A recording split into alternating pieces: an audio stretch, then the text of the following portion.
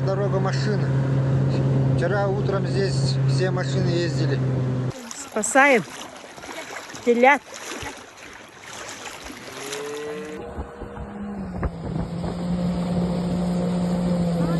15 июля ситуация стала критической. Обрушился мост, соединяющий деревни. Прорвало все дамбы, обрушило берега. Вода со стремительной скоростью зашла в населенные пункты. Мост.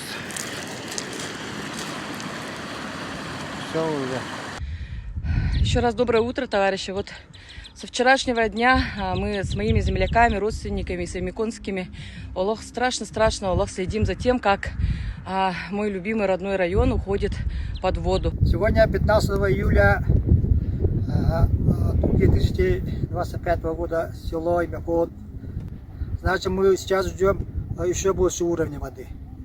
Поэтому мы приготавливаемся и хотелось бы,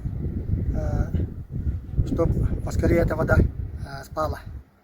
Сегодня 16 июля 2025 года.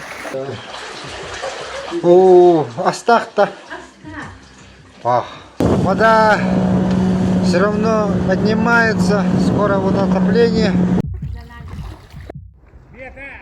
Сильнее всего пострадали, конечно же, животные.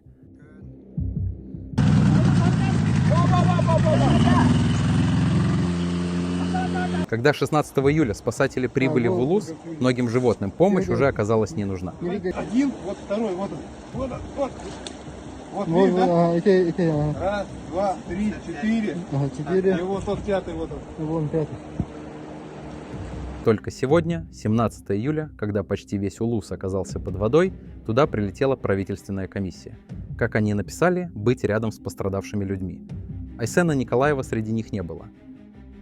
Между тем, опасная ситуация возникла сейчас и в других улусах. Топит Мому.